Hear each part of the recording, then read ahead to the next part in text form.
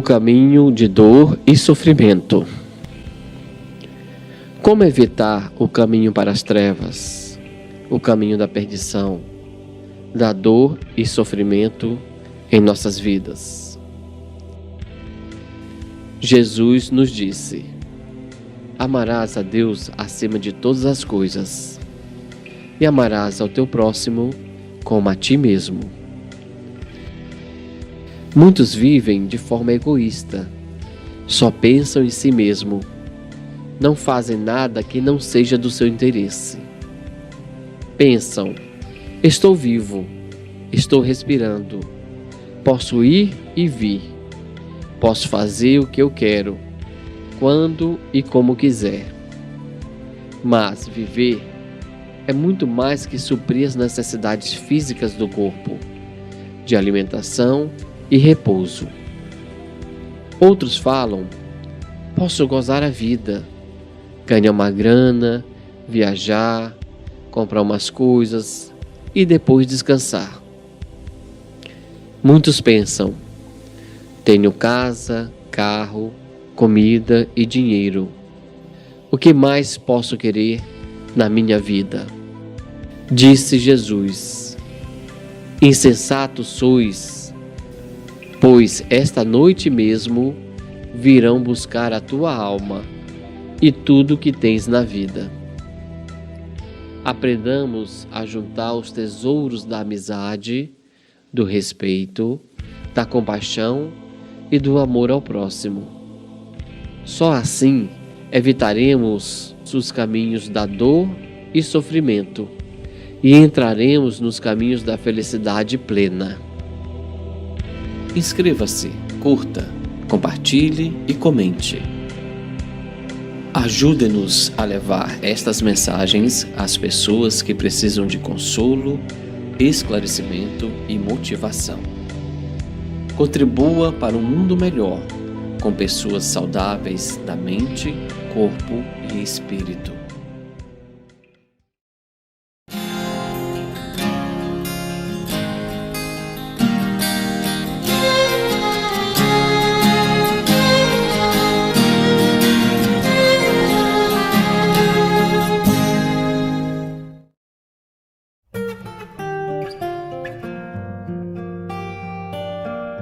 Quanto mais o tempo passa, mais o amor me faz crescer. Esse jeito de viver aqui, aprendendo tanto, tanto assim, foi que fez com que eu chegasse perto de você com amor. Ó Jesus, amigo, sou feliz em estar aqui. Vamos juntos reviver. Foram tantos tempos por aí, caminhando sem destino, enfim. Sei que agora já podemos juntos reconstruir com amor nossas missões perdidas, com Cristo em nossos corações e a humildade a cultivar. Encontraremos a verdade, a luz, a caridade e o bem maior, pois nosso Pai hoje nos ensina com seu exemplo de amor a perdoar, compreendendo. Pode tudo se acabar, pode tudo se perder, aconteça seja lá o que for. Cada dia que passar uniremos nossos pensamentos em favor do irmão e chora do irmão que sofre, com o Evangelho a nos guiar, aprenderemos a amar, com a paz em nossos corações e a vontade que nos faz seguir. Poderemos encontrar o que um dia o nosso Pai então nos ensinou, que do amor renasceremos, que do amor renasceremos.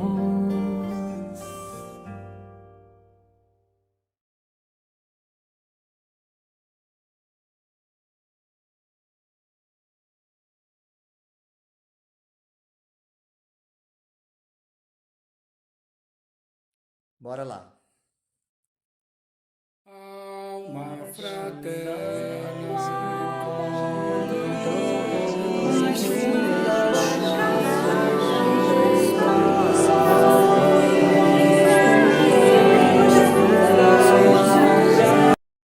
Alma fraterna, recorda os teus momentos infelizes, parecem noites de crises, em que o céu lembra um vulcão e bombam trovões no espaço, coriscos falam da morte, passa e já o céu forte, tombando troncos no chão, os animais pequeninos gritam pedindo socorro e vai descendo de morro em morro, cai a enxurrada correr, mais finda a borrasca enorme, mais finda choro da madrugada, em riscas dedos dourada, vem um novo amanhecer.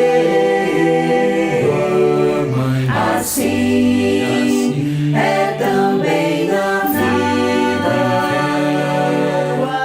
se atravessa as grandes provas, na estrada em que te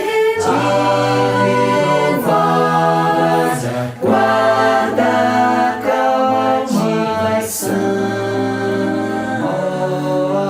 Sofre, mas segue e caminha, vence a sombra que te invade. Se a hora é tempestade, é um novo dia amanhã.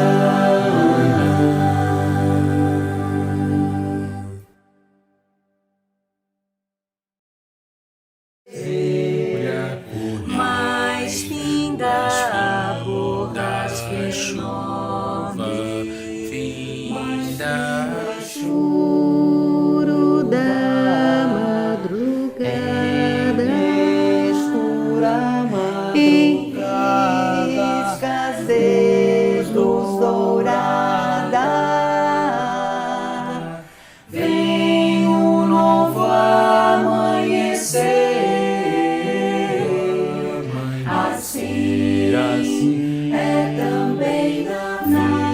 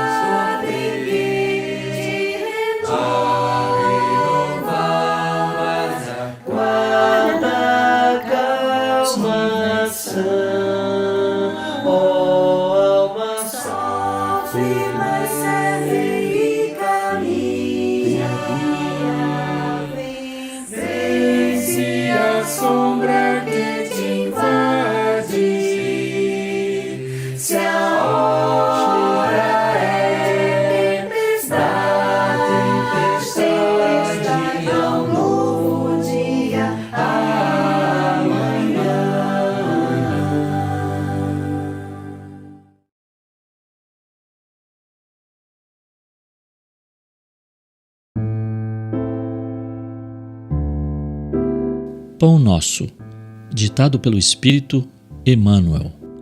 Psicografia de Francisco Cândido Xavier. Em preparação, diz o Senhor: porei as minhas leis no seu entendimento e em seu coração as escreverei, e eu lhes serei por Deus, e eles me serão por povo. Paulo, Hebreus 8:10.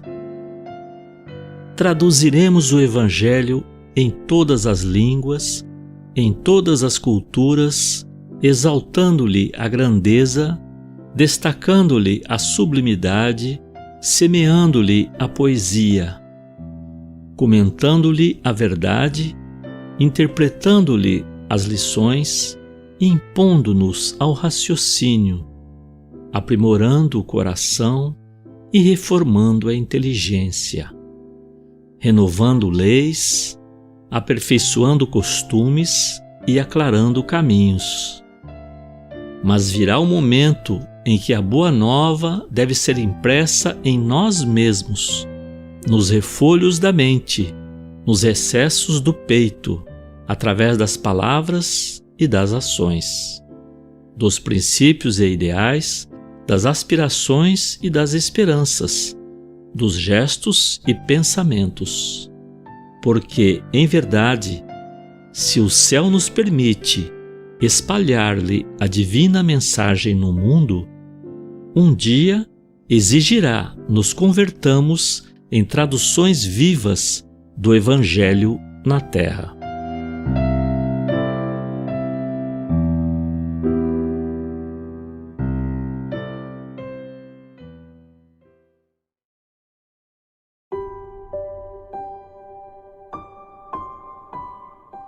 Então, para darmos início aos estudos de hoje, vamos fechar os nossos olhos, sintonizar as nossas energias com os planos superiores, que a paz do nosso amado Mestre Jesus nos envolva, e munidos dessa paz, desse sentimento de plenitude, possamos encher nossos corações de amor e de compaixão e mandarmos vibrações para os nossos familiares, para os nossos amigos, para todos os nossos irmãos que estão passando por momentos difíceis, estejam eles encarnados ou desencarnados.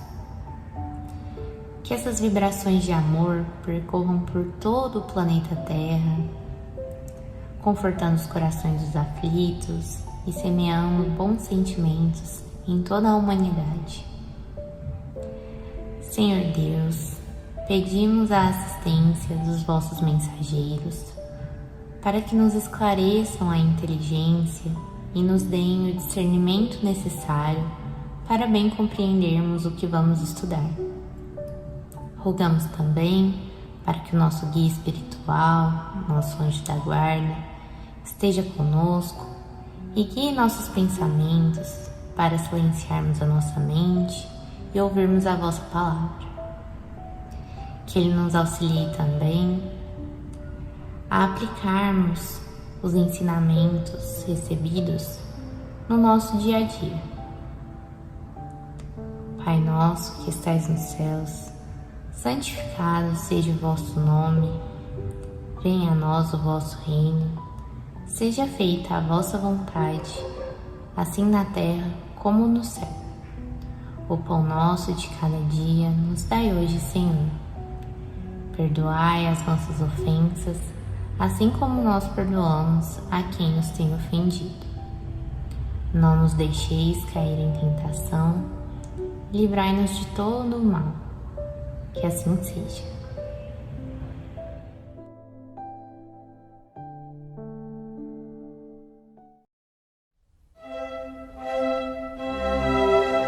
Estudando o Livro dos Espíritos com Allan Kardec.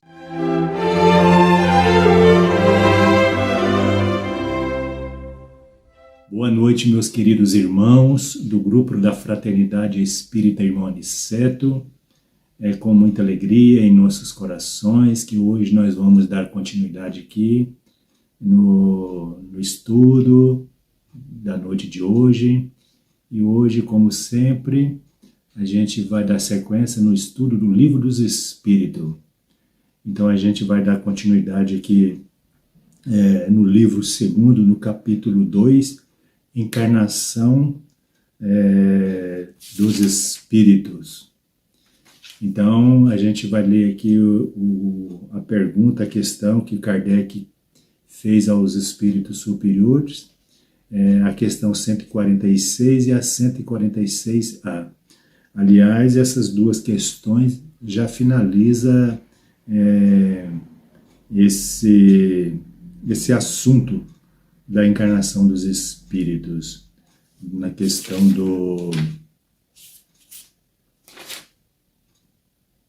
na finalidade da encarnação. Então a gente vai finalizar esse estudo e rogamos e pedimos a orientação, a assistência dos bons espíritos que nos auxilie uma vez mais. Então vamos fazer a leitura da pergunta e ler a resposta. Então na questão 146, Allan Kardec questionou aos espíritos amigos: a alma tem no corpo uma sede determinada e circunscrita?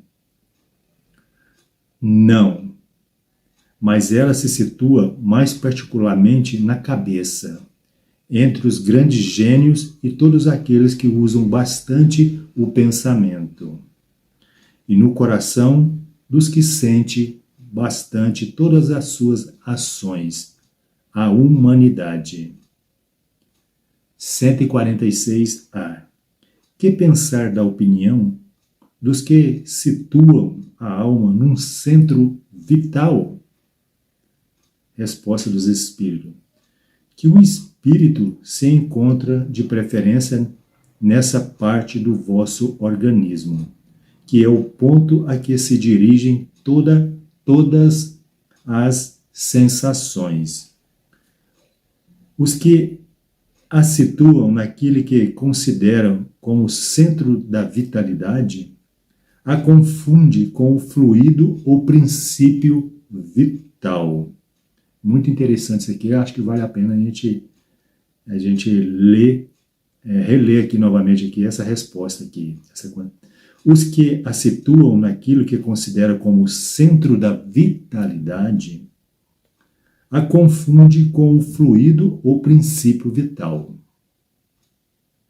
Não obstante, pode dizer-se que a sede da alma se encontra mais particularmente nos órgãos que servem para as manifestações intelectuais e morais.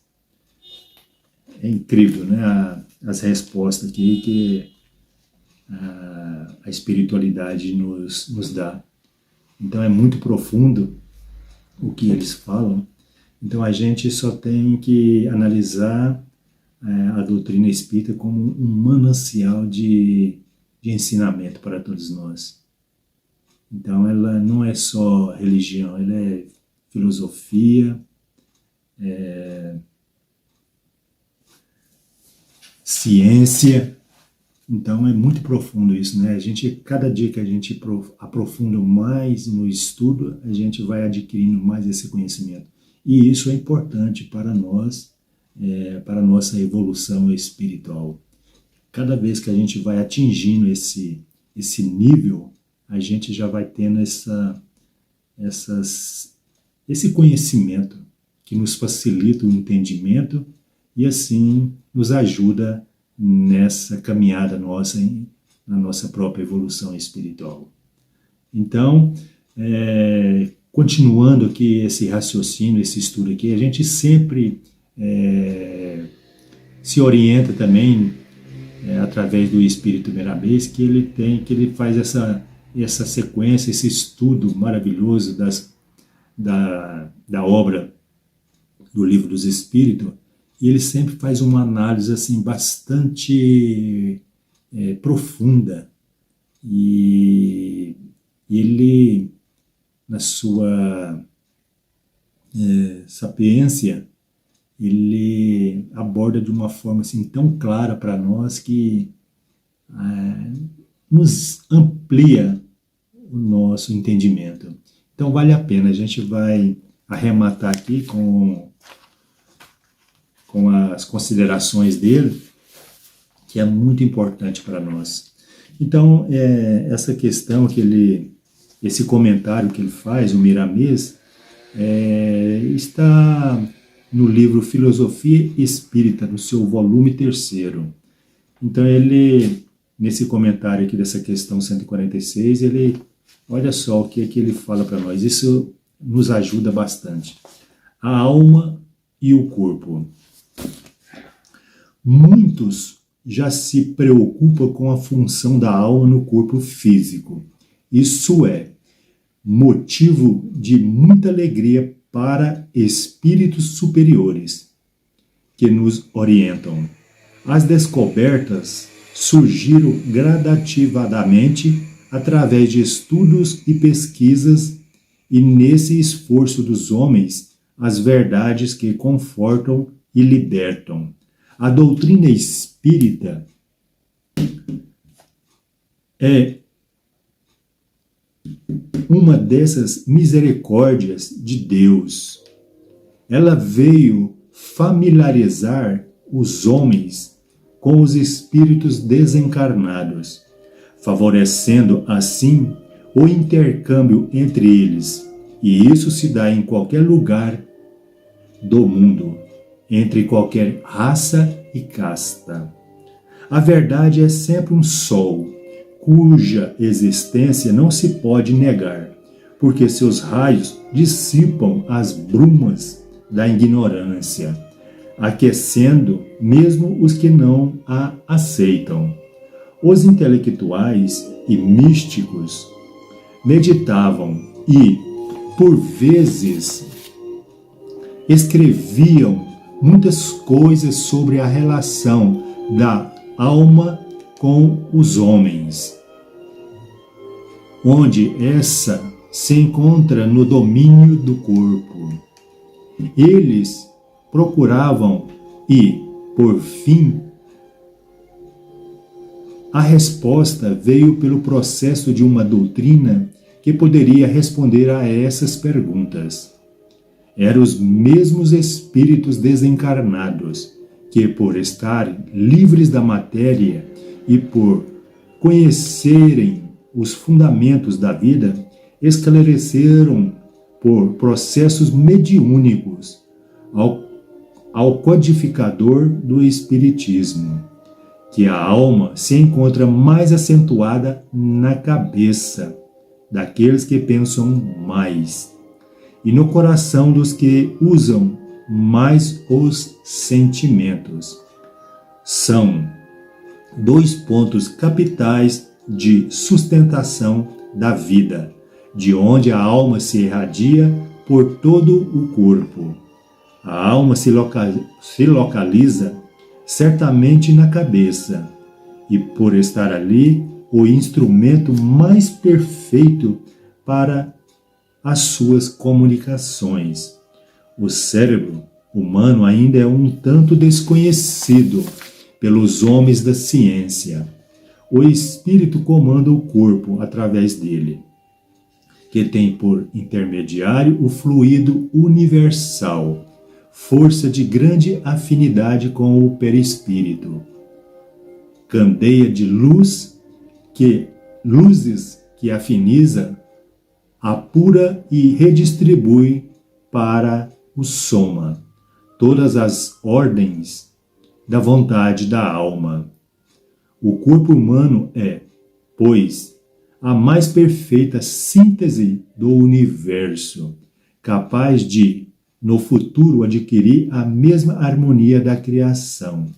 Essa luz divina consciente se apoia no córtex cerebral, emite suas forças para as 2 glândulas situadas na cabeça, pineal e pituitária. prioritária,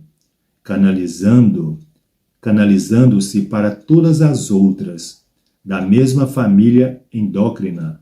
Daí é distribuída para o complexo humano, pelas redes mais sensíveis do sistema nervoso. Enfim, o espírito é luz acesa dentro do corpo de carne, para a sagrada missão de despertar todos os talentos espirituais que Deus colocou na sua consciência, como processo de despertamento de mais vida para a alma. O espírito é luz, que, quanto mais brilha, mais domínio tem sobre seu instrumento. No homem primitivo, onde quase não existe a razão, o instinto direciona suas necessidades, e os laços são mais frouxos na extensão das suas sensibilidades. Mas o tempo se encarregará desse ajustamento, para que tenham mais consciência dos deveres ante a vida que lhe chama a alma e o corpo se uniram para engrandecerem juntos. Então fica aí, né?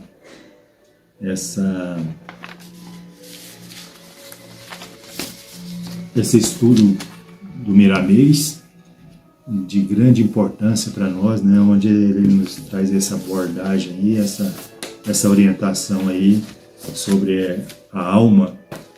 Então, fica aí esse estudo, né, que é tão importante para nós, que nós devemos, assim, através de um grupo na qual a gente sempre busca aprofundar cada vez mais o entendimento acerca da encarnação, da alma, da matéria. Então, a gente não há porquê, com o estudo que a gente vai adquirindo, o conhecimento que a gente vai conseguindo ter no caminho, a gente já sabe distinguir, já sabe separar todas essas questões que tão bem a doutrina nos esclarece e nos ensina, né? Então fica aí o estudo da noite para a nossa reflexão. É motivo assim, de muita alegria poder participar desse reencontro que os irmãos do Aniceto nos proporcionam. Então isso é uma oportunidade ímpar e a gente só tem que agradecer a Deus a oportunidade da convivência amiga dos companheiros, né, nesse intercâmbio aí de estudo, de conhecimento, de aprendizagem. Então fica aí nosso eterno agradecimento a Deus, a Jesus, a Kardec, que esse mês ele fez aniversário, 3 de outubro. Fica aí a nossa pequena homenagem a Kardec, que no seu esforço hérculo, né, nos deixou aí essa obra magnífica que vale a pena estudar. Então, meus irmãos, muito obrigado pela oportunidade e que Deus continue aí nos abençoando hoje, agora e sempre. Até breve. Acompanhe agora mais um tema doutrinário do Evangelho de Jesus.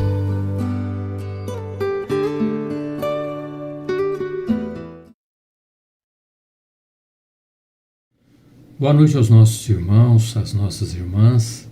Que a paz do Mestre Jesus seja conosco. Hoje faremos a leitura e o comentário de O Evangelho segundo o Espiritismo de Allan Kardec, no capítulo 22, Não separeis o que Deus uniu, nos itens 1 a 4, indissolubilidade do casamento, que significa que a união entre o casal não pode ser rompida, né?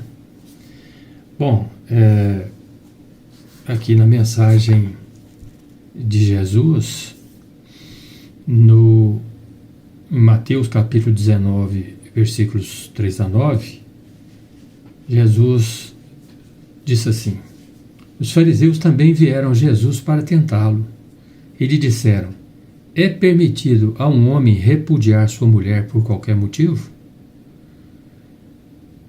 Ele, Jesus, lhes respondeu: não lestes que aquele que criou o homem desde o início os criou macho e fêmea? E disse: por esta razão o homem deixará seu pai e sua mãe e se unirá à sua mulher, e farão os dois uma só carne. Assim, eles não serão mais dois, e sim uma só carne. Que o homem, pois, não separe o que Deus uniu. Então, Kardec, ele, em seu comentário a respeito da lição da noite, ele diz que nada é imutável, a não ser que vem de Deus. Toda obra que é dos homens está sujeita a mudanças, a transformações. As leis da natureza são as mesmas em todos os tempos e em todos os países. Para as leis humanas, transformam de acordo com o tempo. Então, gradativamente as leis elas vão modificando de acordo com o desenvolvimento da espécie humana. Então, quanto mais inteligentes, quanto mais intelectualizados, as leis vão sofrendo as modificações, não é?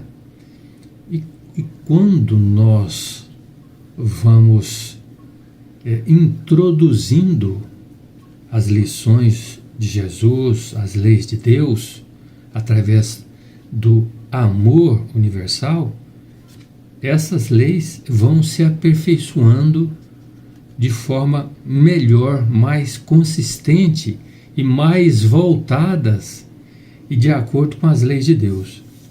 Então, para confirmar o que Allan Kardec disse, podemos citar o embate entre o nosso Judiciário Maior e o Congresso Nacional a respeito do aborto, por exemplo.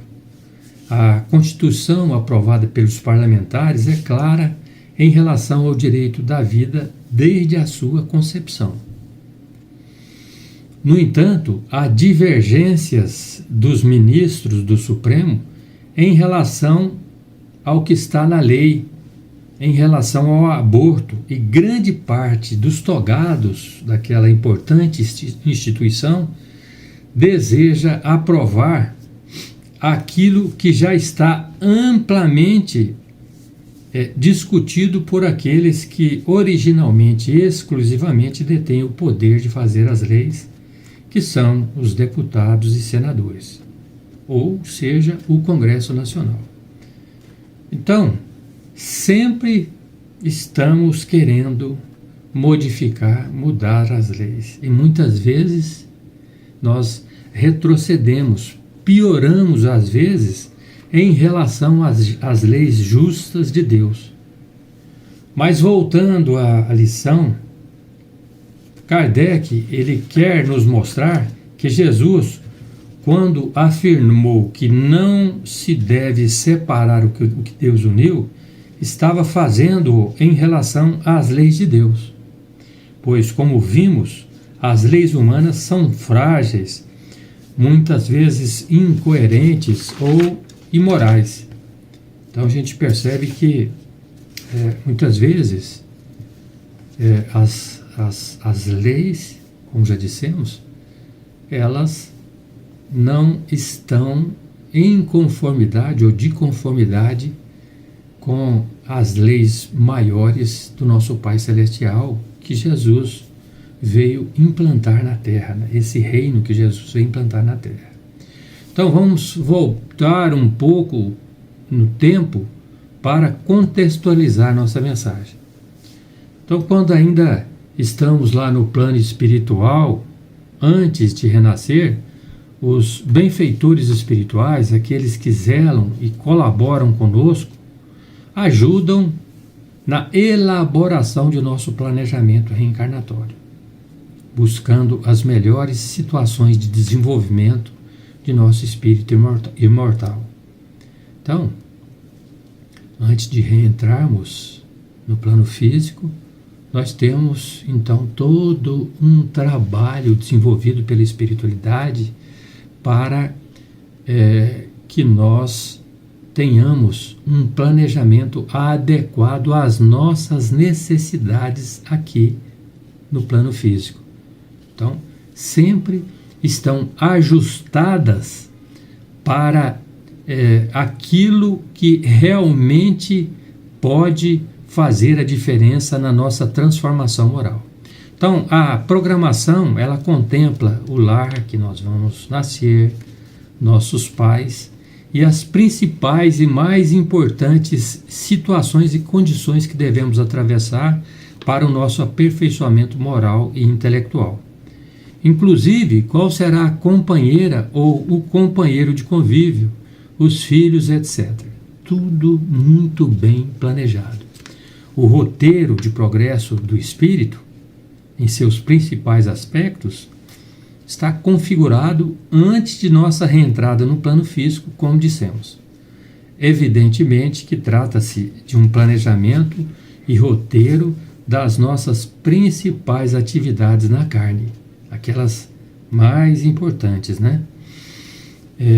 Com sugestões, intuições e influência de nosso anjo de guarda durante o acompanhamento aqui no plano físico e até no plano espiritual depois, das nossas condições e situações, do que podemos avançar ou não. Então, o nosso anjo de guarda está sempre nos intuindo para o bem e para seguirmos o nosso planejamento, né?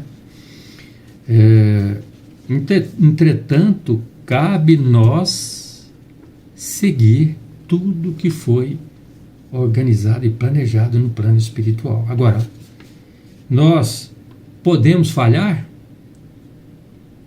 Será que esse planejamento a gente pode seguir para outra estrada, para outro caminho?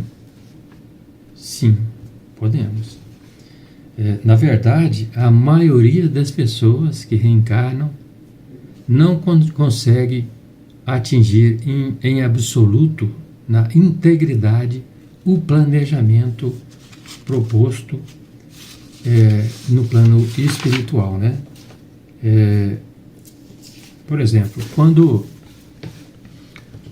gostamos de alguém, quando nos apaixonamos, já existia uma conexão, né?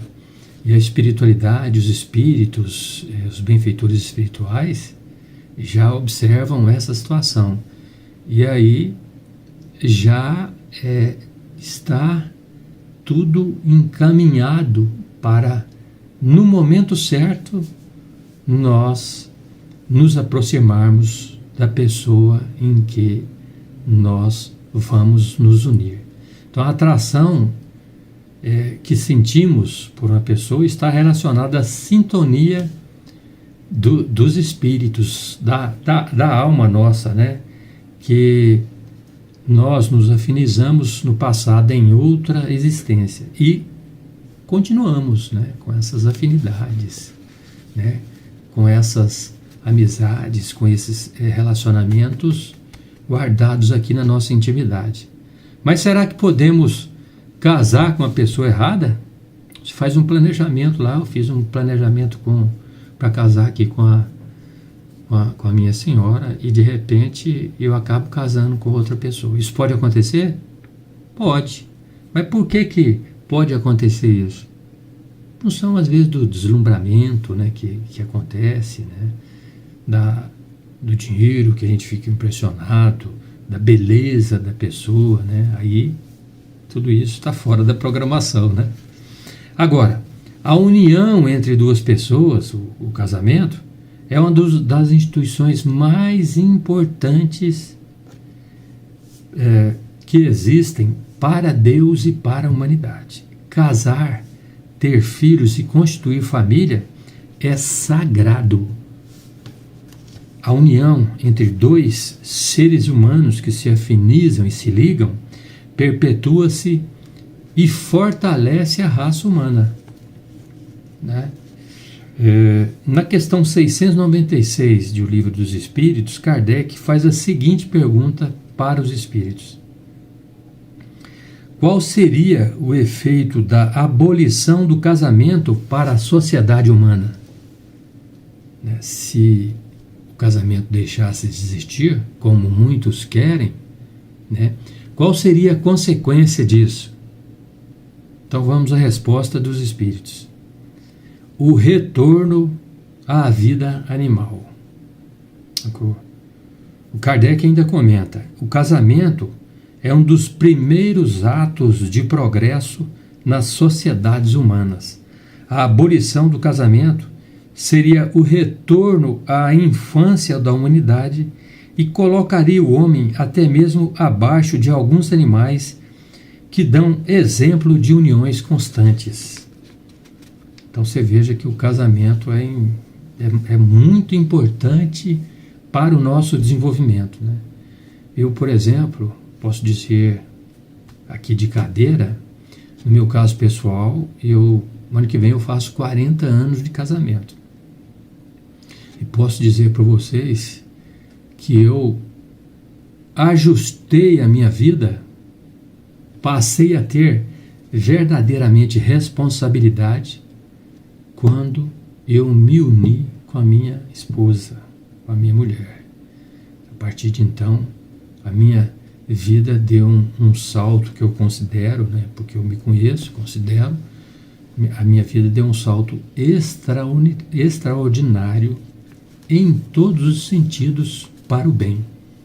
Hoje, por exemplo, eu frequento uma religião que eu considero de extrema importância para a minha vida, né? Me ajudou em várias partes, na família, no trabalho, no relacionamento com as pessoas, né? Enfim, trouxe um progresso para mim excelente, fantástico, né? Bom, portanto, Deus, inteligentíssimo, criou o casamento, unindo duas pessoas para consagrar a vida material e fazer progredir o espírito. Então, como eu acabei de falar, né? O progresso depois do casamento, para mim, foi um salto extraordinário de desenvolvimento moral, espiritual e até mesmo intelectual. Então, essa união para mim foi imprescindível. Agora, para o casamento dar certo, o que é preciso? Será que o que é necessário para o casamento dar certo? Entrega de ambas as partes. Como assim? Entregar por inteiro ao lar, buscando fazer um melhor ao seu parceiro ou parceira. Agora, como podemos traduzir a entrega para melhor entendimento a respeito desse assunto? Aí eu anotei algumas palavras para melhorar o sentido de entrega, que se pode traduzir assim. Vamos nas palavras. O que é entrega, né? Compromisso, compreensão, entendimento, perdão, paciência, responsabilidade, solidariedade, resiliência, reparação, aprendizado, ensinamento, aperfeiçoamento, união, humildade, empatia, cumplicidade, honestidade, conquista, sofrimento, dificuldades, dor, companheirismo, amizade, amor. Então, entrega, ela contempla várias possibilidades e condições para a gente atingir um casamento, digamos assim, feliz na medida do possível. Então, para que a gente possa ter harmonia no nosso lar e um casamento sólido, estas palavras, elas são essenciais. Essas palavras que eu acabei de amor e que traduz, como Joana de Ângeles diz, amor, companheirismo. Na questão 775, Kardec questiona os espíritos da seguinte forma: qual seria para a sociedade o resultado do relaxamento dos laços de família? Então, a pergunta de Kardec, né? Qual que seria o resultado desse relaxamento, desse enfraquecimento dos laços da família, do casamento, né? Aí os espíritos respondem: uma recrudescência do egoísmo, ou, traduzindo, o fortalecimento do egoísmo. E aí a gente vê que com o egoísmo as coisas tendem a se tornar mais difíceis no lar, né? E aí vamos partir agora então para a indissolubilidade do casamento, né? Já que a gente está falando muito do casamento, vamos falar sobre a indissolubilidade. Nós sabemos que os abusos e sofrimentos injustificáveis, agressões físicas, humilhações, abandono, escravização e muitos outros são situações que podem e devem provocar, né, e acaba provocando a separação entre os casais. Considerando que a união entre as partes se deteriorou e cessou as condições necessárias à união, ao amor entre as partes. E para evitar consequências graves e irreparáveis, muitas vezes não resta outra alternativa senão a de romper os laços matrimoniais para o bem da família. E muitas vezes a segurança e tranquilidade da mulher e dos filhos. A gente sabe que é uma situação complicada, muito difícil para o casal e especialmente para os filhos, né? Os filhos desejam sempre a união entre os pais, né? Que tudo fique bem, né? O papel da mãe é extremamente importante, né? No matrimônio. Mas o papel do pai também é muito importante, especialmente quando ele é um pai responsável. E a mãe também, né? Bom, a gente sabe que em algumas organizações religiosas, quando há a separação de casais, cria-se um clima negativo para os que se divorciaram.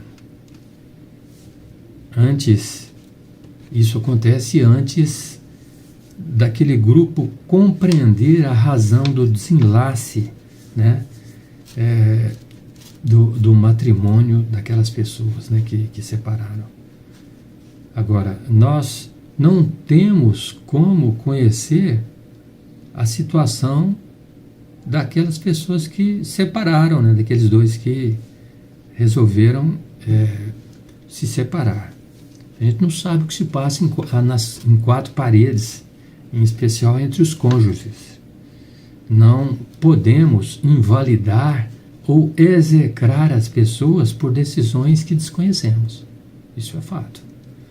Somente os interessados diretos podem ajuizar melhor as situações.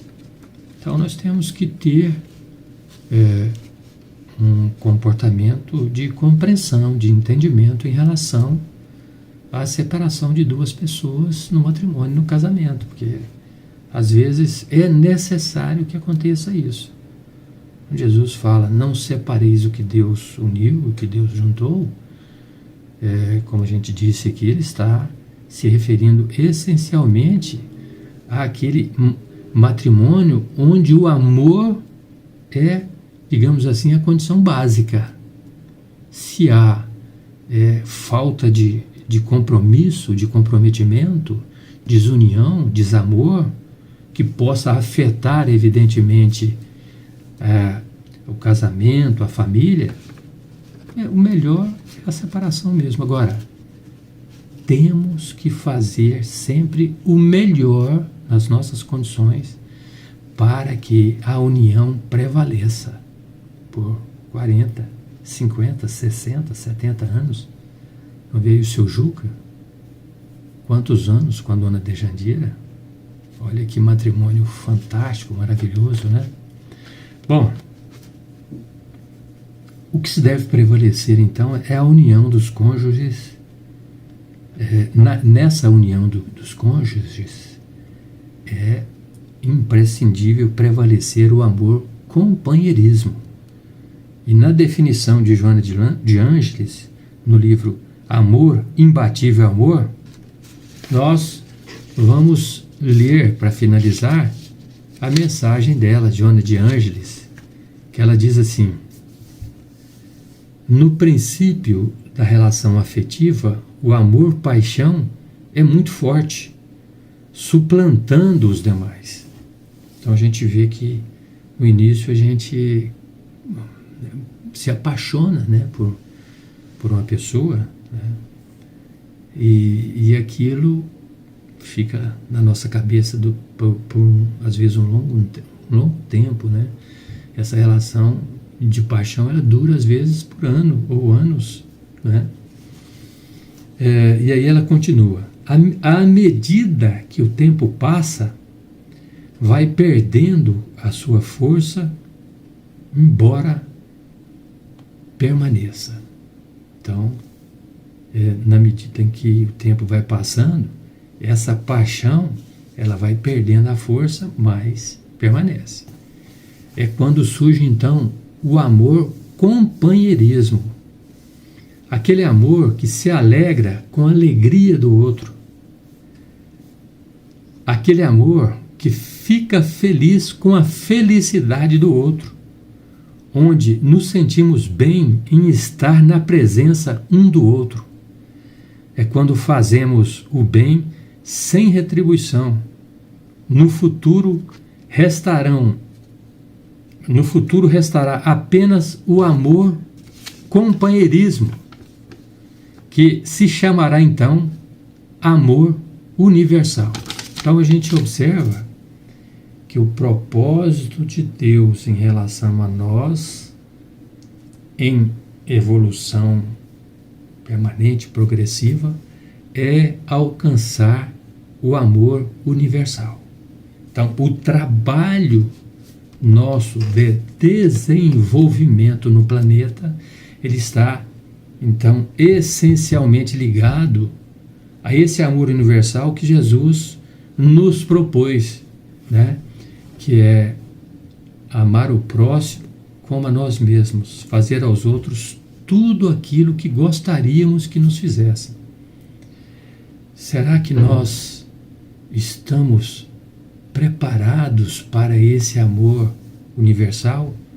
Esse amor onde podemos nos sensibilizar com as pessoas, né? Que podemos ter um olhar diferente, né? Um olhar amoroso em relação aos nossos irmãos, seja quem seja. Será que nós podemos um dia nos consagrarmos a esse amor integral, esse amor absoluto, esse amor que os espíritos superiores fazem o tempo todo, constantemente e automaticamente? Porque esses espíritos superiores são essencialmente amor. E aí a pergunta é essa: será que a gente consegue, mesmo no presente, começarmos a trabalhar por esse amor universal? Esse amor sublime que é o amor de Deus, que é o amor que Deus quer de nós, que Jesus trabalhou constantemente em favor desse amor universal, que estende seu olhar para todos. Então fica essa questão. E eu agradeço essa oportunidade e peço a Deus que nos abençoe, nos fortaleça, nos proteja, né? Peço a Jesus que esteja sempre ao nosso lado para nos ajudar a encontrar os caminhos do amor universal. Muito obrigado.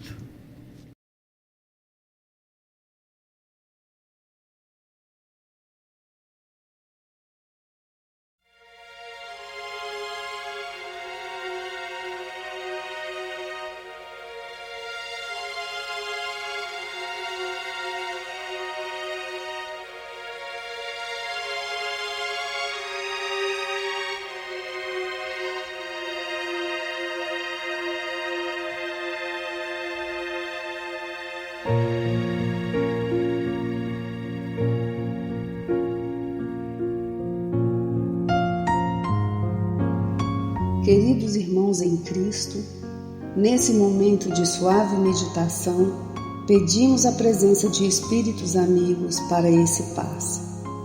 Senhor de infinito poder e bondade, ajudai-nos a retirar da nossa mente todos os pensamentos negativos que se encontram alojados em nossa alma, fruto da nossa condição de ser imperfeito. Que ideias de vingança, pensamentos inferiores e egoístas sejam afastados da nossa mente. Que os desequilíbrios emocionais, a ansiedade, impaciência e estresse sejam corrigidos, visando uma nova harmonia do nosso ser. Que todas as doenças alojadas em nosso corpo tenham seu mecanismo de enfermidade interrompido no nosso sistema de defesa orgânico e inicie a revitalização da nossa saúde.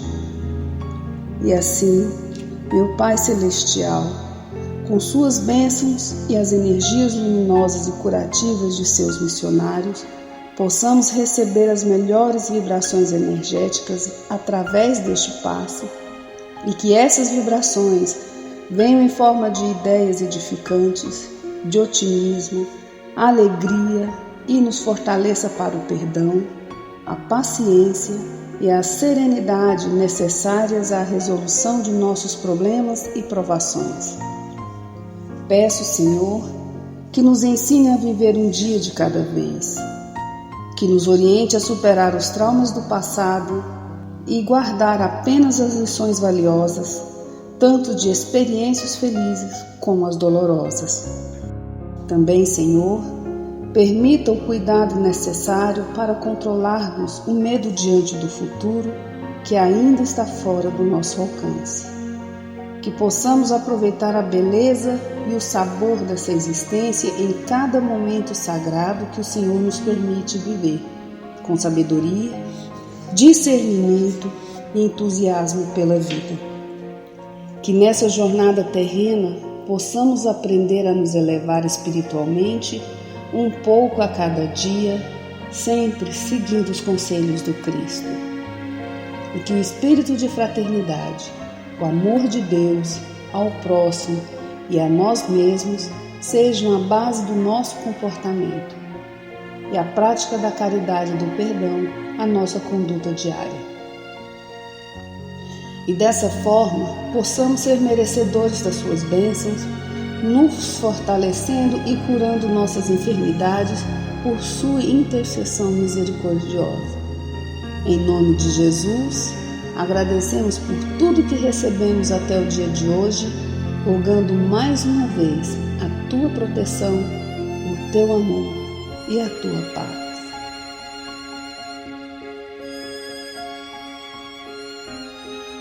E continuando nessa vibração de amor, nós agradecemos aos bons espíritos que se dignaram de comunicar-se conosco e lhes rogamos que nos ajude a pôr em prática as instruções que nos deram e façam que, ao sair daqui, cada um de nós se sinta fortalecido para a prática do bem e do amor ao próximo. Também desejamos que as suas instruções aproveitem aos espíritos sofredores, ignorantes ou viciosos, que tenham participado da nossa reunião e para os quais imploramos a misericórdia de Deus. Que assim seja.